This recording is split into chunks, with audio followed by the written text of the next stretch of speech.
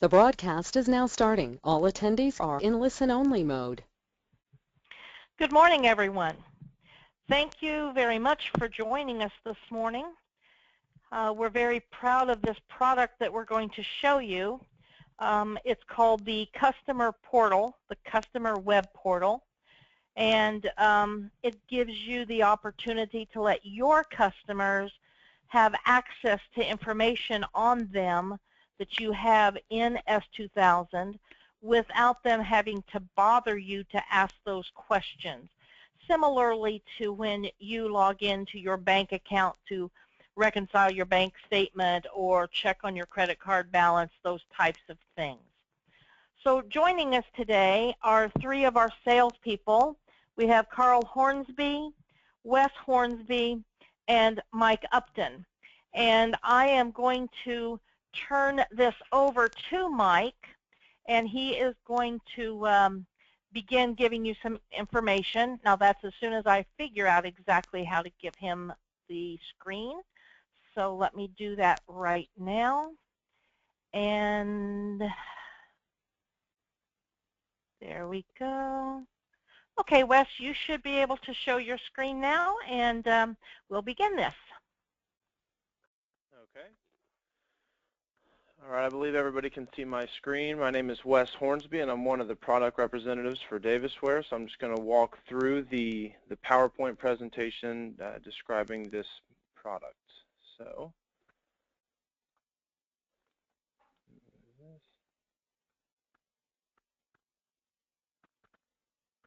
try to get this out of the way. Sorry about that. Okay. So this is just a few bullet points about the web portal. It gives your customers the ability to view work order history, view active and expired service agreements, see how much they've spent on a certain piece of equipment at that location.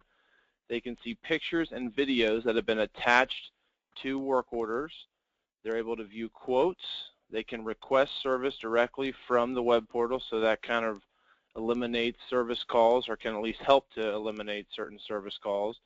They can view recommended time to replace equipment, and then they can also see previous invoices. So this is just a screenshot of what the web portal will look like, and Kay's going to get into a live demo and walk us through each individual tab. I just wanted to give you an idea of how simple it is to use just based on the tab style navigation that you guys are familiar with, since you guys all have S2000. So this is one of a really cool perk that I wanted to spend some time on, is how they can request service, and it can help them to save time. So when they're requesting service, they were able to choose the priority of the call. They can request a date that they need you guys to be out there, or when they'll be available to see you. They can put in a problem code, any comments, and this is actually one that I typed up. And then if they had a PO number, your email address, and then phone number, and then just for demoing purposes, I put in my email address so that I would receive this email. So if this was your service manager or your dispatcher, if your customer was submitting these calls after hours, then this would be the first thing they would do. They would come in the morning and they would check their email, obviously like everybody already does, but they would have these emails in their inbox. So it helps them save time when they're creating the work order, because they already have a problem code, they already have the customer comments, the priority, the request date, a PO number. If I would have put in a contact telephone number that might have been different from a number on file, and then, so yeah, it kind of helps streamline the process of creating the work order. Something that I wanted to touch on as well is the web portal has 3 different account, I don't know, Kay probably can explain it better than I can, but account management styles: the master, the billing, and the customer accounts. So the best way that I could help describe this, and it's from Kay's example, is you have 100 McDonald's restaurants all across the region that maybe a company does service for. Well, the 3 regional managers, they might look over 33 restaurants each, and then that corporate manager is able to, he obviously oversees all the regional managers. Well, at the store location, they're able to see the work order history, equipment, all of the things pertaining to the web portal at their level. The regional manager is able to see all of those stores and then all of their work orders, their equipment, their service agreements, their invoices, their attachments. And then the corporate manager would, just for an example, which would be their master account, he's able to view, you know, several different regional managers or the appropriate titles. So these are just some of the few satisfied web portal customers: Pine Tree Food Equipment, Presidential Heating and Air. I try to get a few from a few different markets. So we have some HVAC companies like Stack Heating and Air. We have mechanical contractors. We have obviously Pine Tree Food Equipment, First Choice Compliance, Hill Mechanical, and several more. And then also, as an added incentive, Davisware is offering a $200 discount for any company that purchased the web portal in the month of August. So we're entering into show season, and we're going to be offering several different incentives. So this is just a quick little incentive to purchase the web portal before we kind of get into our show season, where we have to offer different discounts for different softwares. So just want to thank you for the opportunity to demonstrate the advantages of the web portal. There's Mike, myself, and Carl's information. And now I believe Kay is going to get into a live demonstration of the web portal. Okay, back to me, and I'm going to now show my screen. If I can make sure I show you the correct one, which I'm sure I am not. So give me 1 second, and we will show the right screen. Screen sharing, and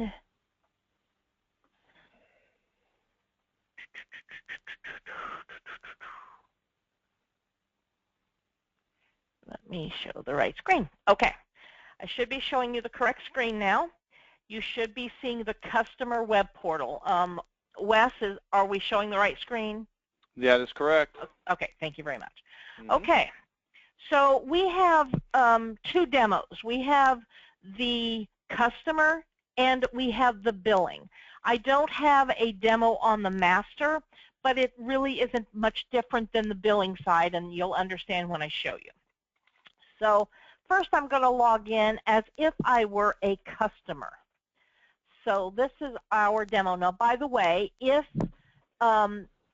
this were your customer web portal, it would be customized with your logo at this location and when it gets opened up.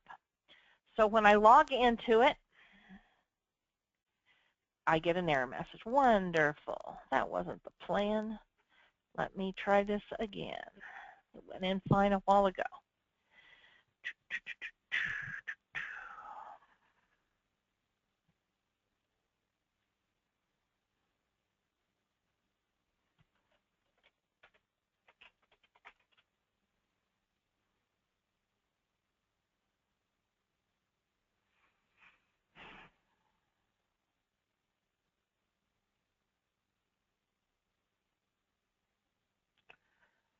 I will apologize for the speed. When I'm doing it through a GoToMeeting, everything slows down just a smidgen. Okay, so Academy of Merit is who I pretended to be when I logged in. So this is Academy of Merit, and this is the name of my company, S2K. Whatever the name of your company is, your logo would be the one that would be there. The request for service that Wes was showing you is a button that they can push right here. So when they push this button, it comes up with that screen that he was showing you. Okay, so when they open it up, they will see a list of their work orders. And there are various things that they can filter those work orders by if they wanted to. So for instance, if they only wanted to see PM work orders, or they only wanted to see service work orders. If they only wanted to see ones that were closed, or only ones that were open. If they were looking for a specific purchase order number, and because they wanted to see what the status is of a certain PO number, then they can filter it down in that fashion. So just for ease, I'm going to choose only my closed ones and tell it to find them. So these are only my closed work orders. It's telling them what the sale price was on them, how much they were billed for them. And you will see that there's a little arrow there that they can click on. When they click on it, it will show them the invoice information that was the result of that work order. And from there, if they wish, they could click on the work order, on the invoice number. And I did it a little bit too fast there. Excuse me. Let me try it one more time. Let's go back. I kind of twitched. Okay. They can click on this and get the information with regard to the invoice, giving them their labor and their parts information. Okay. They also can click on the work order itself, the work order number, and get some information with regard to that. So if there was an ETA or a not to exceed, if you quoted it, et cetera, they can get the information that you've got on that. They will see any attachments that you have in your system on it, and they will see any notes that you have on that work order. But in both cases, it will only be the ones that you have tagged as customer viewable. If you do not have it tagged as customer viewable, they do not see it. Okay, I can click over here to go back to the work order list, or I can click there. I'll come back to the work order list. So there's quite a bit of information here. They can drill down to get to the invoice. They can look at the work order, etc. They also have other tabs up here that they can go deeper into things. So if they want to see a list of their equipment, they click on the Equipment tab. And when it comes up, there's 3 arrows. There's one for work orders. So if you clicked on it, you could see any work orders that were created on that piece of equipment, any notes, and any attachments. And again, they have to be customer viewable. So I can click on this, and I can see all of the work orders that we, as our company, has ever serviced for them on that particular piece of equipment. Okay. Okay, so from there, they can see any agreements that they have with us, and they will show them just as they are in your S2000. So they can see what's active, they can do the drill down, and they can see any work orders that have been attached to that agreement, and they can see any of the schedule. So if you've got any, they can actually look at that schedule that you've got scheduled on them, and they can see the work orders and the schedule. So we don't have anything scheduled on this one specifically. Okay.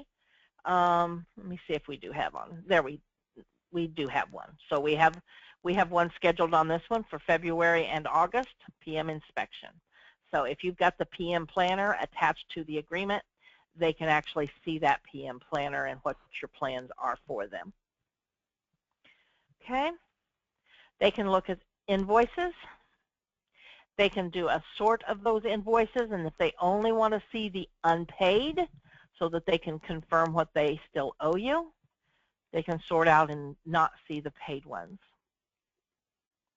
They can click on that and see that same type of information that we saw earlier. This one happens to be an agreement billing for $75. Okay. They can see quotes. So currently in S2000, you see your quotes mixed on the same tab as the work orders. But on the web portal, the quotes are on a separate tab. And in an upcoming version in S2K, we are also separating it there. So the quotes, whether they are a quote or an expired quote, are on their own tab. Latest news is a tab that you can have linked to go to your website or to a newsletter or something of that sort, whatever it is you would like to have linked to it. On the Info tab, If they click the Info tab, they will see the information you have on them. They cannot make any changes here, but they can make any notes of any changes that you need to be making for them, and they can notify you of that. Okay, I'm going to go back now to the reports. If you see that, there are some reports that they can print. They can do an asset breakdown, an asset PM service, equipment forecast, invoices, open work orders, outstanding quotes, and work orders completed. I am not going to run this right now because doing a webinar, it slows the reports down and we'd sit here waiting. But I believe Wes did run them the other day, and he might be able to give you a little bit more insight as to what he saw when he was running them. It just takes time on the go-to-meetings. It slows it down. But they do have that ability. Remember, though, that they can also print any attachments. So if you've got an attachment that's a PDF, they would then be able to save that themselves. So even though yes, they can print their invoices, etc., but if you have something as an attachment already that you normally email out or whatever, you've got someone who just wants to come on and get a copy, they would be able to do that on their own. All right, so this is what it looks like if I am a customer. So notice that if I'm logged in as a customer, it comes up to work orders first. So I'm going to sign out as customer, and I'm now going to log in as if I were a billing account.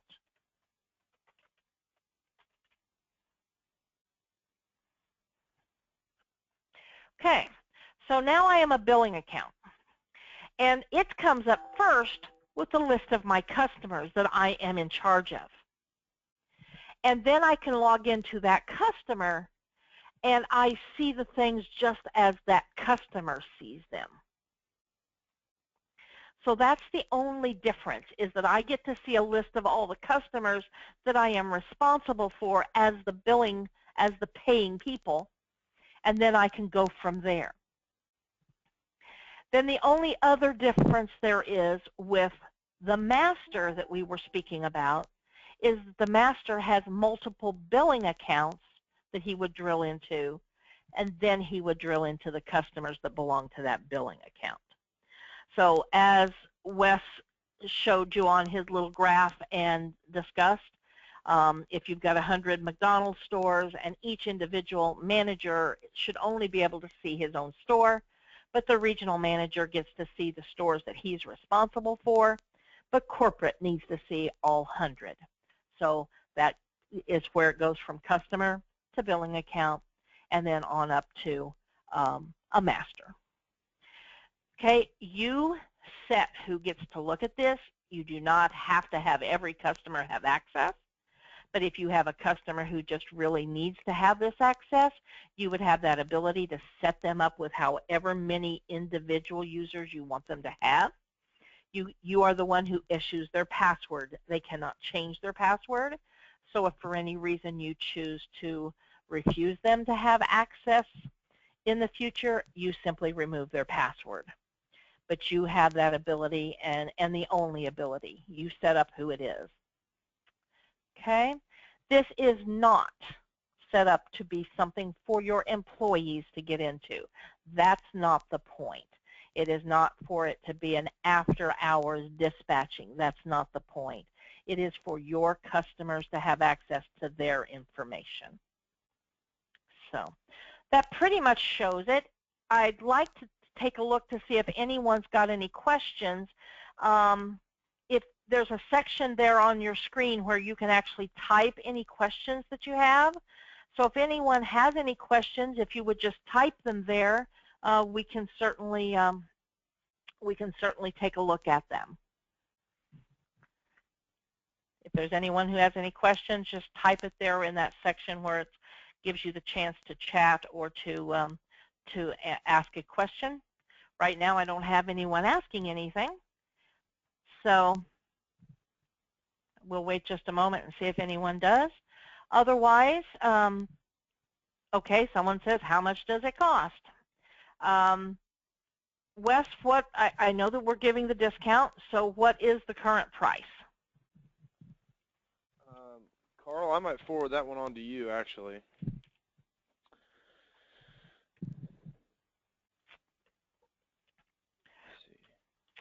Carl, can you unmute? I think we lost. The price is normally $14.95. For the month of August, we're selling the web portal for $1,295. Okay, it's $1,295, guys, and that is with us doing all of the setups, putting all of the logos in place, etc. Yes, it is hosted on your server. We just set it up for you and get it all working for you. With regard to the request for service, let me just kind of show you that a little bit more. On this request for service, you'll notice that it just says request for service right here. But we've had some of our customers want it to say a little bit more, such as office hours are such and such, this will be monitored at that time. If you're not the type of company that wants to be a 24-hour thing, so you have that ability to have anything say it here. As far as where the email goes that tells you that this customer has requested service, you tell us what email you want it to go to, and personally I suggest a group email so that if someone's on vacation or whatever, someone else is still monitoring it. The system automatically sends an email to the customer thanking them for their request, thanking them for their request for service, and then an email back to you to tell you that so-and-so has requested one. Someone else has asked if there is a monthly fee. No, there is not. It is a one-time fee, and we set it up for you. There is nothing more than that. Let me see what else.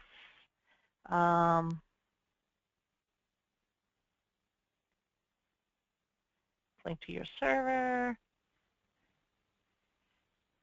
When the customer, okay, there says when the customer enters the call, will there be an admin option where we can select the request for service to make an e-card? No.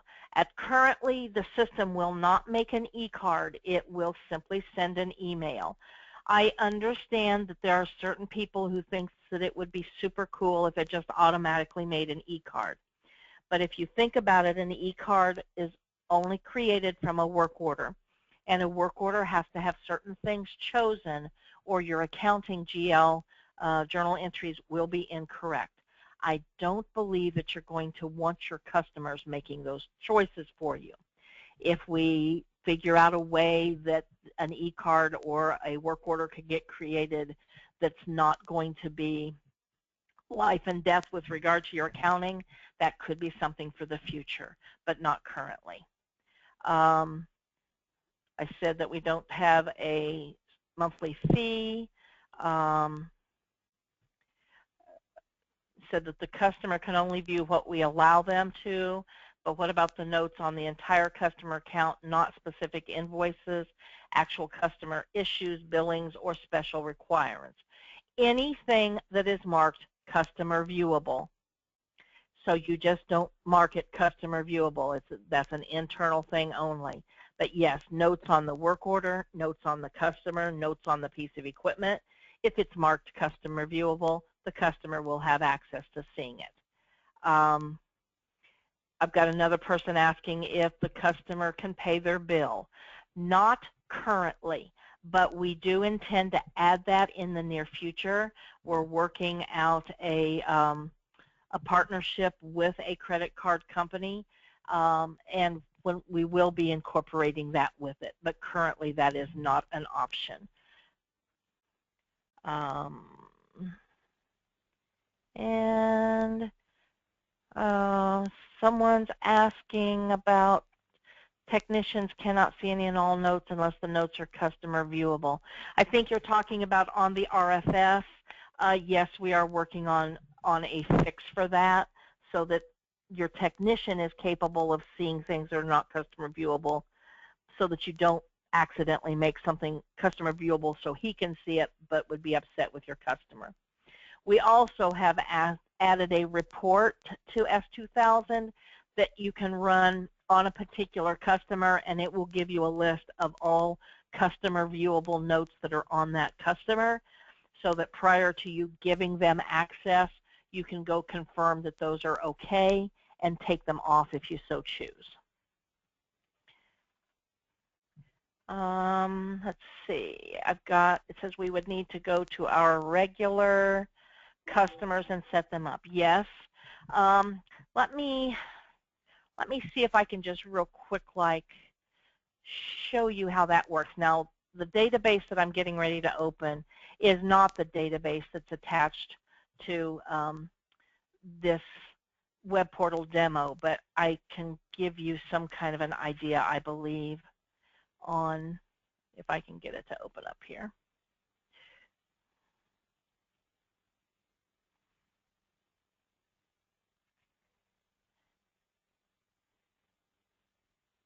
Okay, just one second here, and I'll show you how you actually set this up.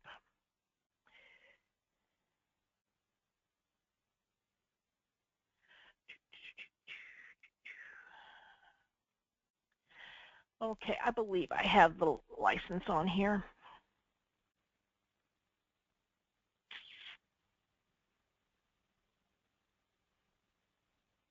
Okay, when you've decided that a particular customer, you're going to give them access, you would simply right-click on them and you would add a web login. And it will automatically fill in with the customer's name, what the customer is, that it's a customer and their number. You will give it the password. On the phone ID is what you put that you want it to show up in that upper right corner as to whose name it is, John or Joe or Kevin or whatever it is. And then you give that customer that information along with the IP address that we give you after we've set it up, and they will then have that access. And you have, if you was to right-click on a billing account, you would be setting it up as a billing account, and then when it comes to a master is a group of billing accounts. So when you open up a billing account on the properties, you set the master number. So if I set the number 1 on 6 different billing accounts, whoever I gave permission to see master account number 1 would have access to those 6 billing accounts. When you've set anybody up, you would be able to then at any time come up here and see a list of everyone that you've given access to. And you can add additionals from here. You can delete people. You can change their password, anything of that sort. But you have a complete list here of everyone you've given access to.